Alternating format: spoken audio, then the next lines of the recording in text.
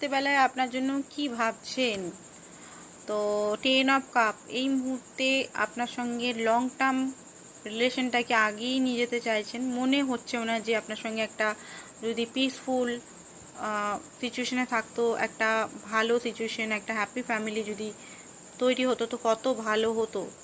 ঠিক আছে, 10 of swords, 10 number, কোনো কিছু এন্ডিং ওনার লাইফে হচ্ছে।